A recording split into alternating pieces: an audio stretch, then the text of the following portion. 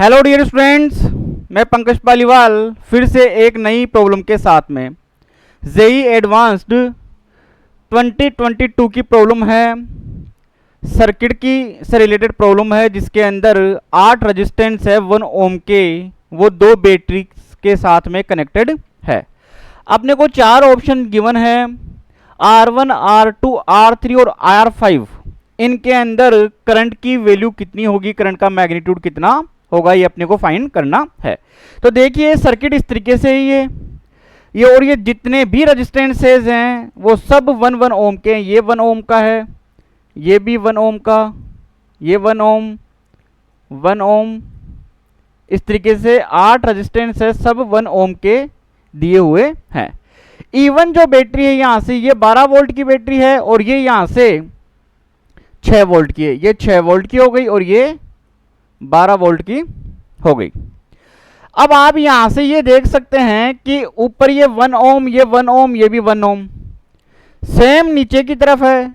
इसका मीन्स ये सिमेट्रिक है, तो इस लाइन के अलोंग ये सिमेट्रिक है, तो इस पॉइंट को उठा के मैं ऊपर यहां पर लगा सकता हूं। तो ये सर्किट कुछ इस तरीके से बन जाएगा अपने पास में। ये वाला ये तो कितना हुआ अपने पास में, ये बन गई अपने पास में 6 वोल्ट की बैटरी। इस रेजिस्टेंस को मैं यहां लगा देता हूं और ये रेजिस्टेंस यहां से R3 है, कितने ओम का हो गया, यहां से ये 1 ओम का हो गया। यहां से ये वोल्टेज है E1 है, वो E1 कितना 12 वोल्ट, और ये 12 वोल्ट यहां पे मैं पुटअप कर लेता हूं। और ये रेजिस्टेंस कितना है, यहां से ये 1 ओम हो गया। और यहां से ये वाला रेजिस्टेंस और एक इस तरीके से जा रहा है ये, और एक ब्रांच इस तरीके से आ रही है। अब आप ये देख सकते हो जैसे मैं इसको फोल्ड करूंगा ये वाला R5 है वो R6 के ऊपर चला जाएगा और उसके पैरेलल में आ जाएगा। पैरेलल में आ जाएगा तो ये वाला और ये वाला पैरेलल में आएंगे, तो दोनों 1 ओम के हैं, तो कितना हो जाएगा पैरेलल में 1/2 ओम। तो ये यहां से कितना हो जाएगा 1/2 ओम बन जाएगा। ये वाला है ये इसके पैरेलल में जाएगा, R4 R2 के पैरेलल में चला जाएगा, तो ये 1 है, तो पैरेलल में कितना हो जाएगा, ये भी यहां से ये 1/2 ओम बन जाएगा। और ये R8 है वो R7 के ऊपर जाने के बाद में ये भी कितना बन जाएगा, यहां से ये 1/2 ओम बन जाएगा। अब ये मैं ये ले लेता हूं कि इस वाली यहां से इस बैटरी से इस तरीके से करंट आ रहा है, यहां से I1, इधर करंट जा रहा है ये I2 और इधर करंट आ रहा है ये I3। डायरेक्शन कुछ भी हो सकती है, अपने इसको एक बार एक अरेंज कर लिया कि इस तरीके से ये करंट जा रहा है। ये वाला पोटेंशियल है यहां से ये 12 वोल्ट है इस बैटरी का, तो मैं ये मान लेता हूं ये कंप्लीट 12 वोल्ट इस पॉइंट के ऊपर गिर गया। तो यहां इस रेजिस्टेंस से पहले ये कितना होगा 0 वोल्ट, कितना रहेगा ये 0 वोल्ट। इधर से ये अपने पास में कितना है, यहां से ये 6 वोल्ट है, इधर 12 वोल्ट है, तो मैं यहां इस पॉइंट के ऊपर कितना ड्रॉप करूं ताकि बैटरी का 6 वोल्ट गिर जाए, तो ये कितना मानूंगा मैं यहां से ये 18 वोल्ट, क्योंकि 18 माइनस के 12 कितना बच जाएगा, ये 6 वोल्ट बच जाएगा यहां से। अब यहां पर इस पॉइंट के ऊपर ये वाला जो पॉइंट है इसके ऊपर पोटेंशियल मान लेता हूं मैं, यहां से ये वी पोटेंशियल ले लेता हूं मैं। और अपन ये देख सकते हैं कि इस नोड के ऊपर जितना भी करंट आएगा तो किरचॉफ के फर्स्ट लॉ से टोटल करंट क्या होना चाहिए, 0 होना चाहिए। तो इस पॉइंट के ऊपर I1 प्लस के I2 प्लस के I3 इक्वल टू कितना होगा, यहां पर 0 होगा। अब I1 कौन सा करंट है जो यहां से आ रहा है, तो आप यहां से ये देख सकते हो कि इस पॉइंट के ऊपर पोटेंशियल कितना है 18, यहां पर कितना है V, तो पोटेंशियल डिफरेंस कितना हुआ यहां से ये 18 माइनस के V, तो I equal to ohm's law से V अपॉन R, तो ये तो बन जाएगा 18 माइनस के V अपॉन R, तो R कितना रेजिस्टेंस, तो ये 1/2 है, ये 1 है, दोनों सीरीज के अंदर है, तो ये कितना बन जाएगा यहां से ये 3/2 बन गया। प्लस का I2 इधर से आ रहा है, तो अब यहां पे पोटेंशियल कितना है, यहां पे ये 0 वोल्ट है और यहां पे कितना है V, तो पोटेंशियल डिफरेंस कितना होगा 0 माइनस के V अपॉन रेजिस्टेंस, रेजिस्टेंस कितना होगा, ये 1 है, ये 1/2 है, तो ये कितना बनेगा यहां पे 3/2 बन जाएगा।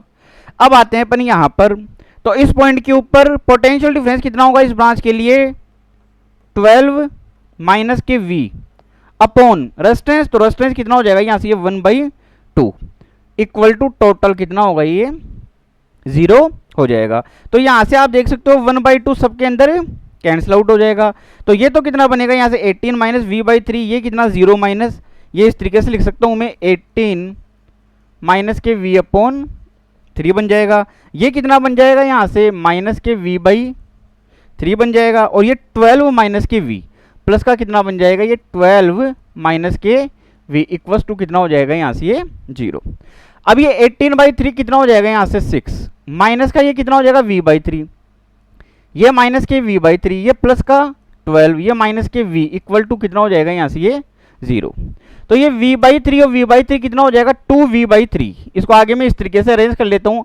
ये तो 12 और 6 कितना हो जाएगा यहाँ से 18 इक्वल टू कितना हो जाएगा v/3 और v/3 कितना होगा 2v/3। तो ये बन गया 2v/3 प्लस का कितना होगा ये v, तो ये बन जाएगा 5v/3।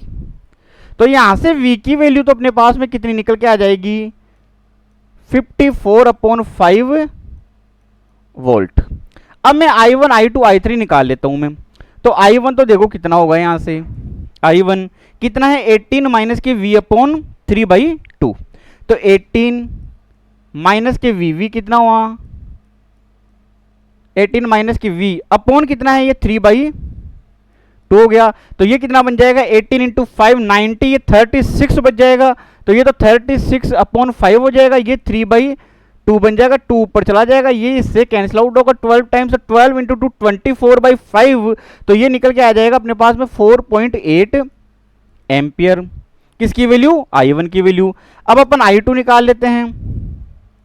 तो i2 की वैल्यू कितनी है यहाँ पे 0 माइनस के v/3/2। तो मैं इसको इस तरीके से लिख सकता हूँ माइनस के v/3/2। तो यहाँ से माइनस v की वैल्यू तो कितनी है 54/5, ये कितना हो गया 3/2 ऊपर चला जाएगा, ये इससे 18 टाइम्स कैंसिल होगा, ये 36/5 हो गया।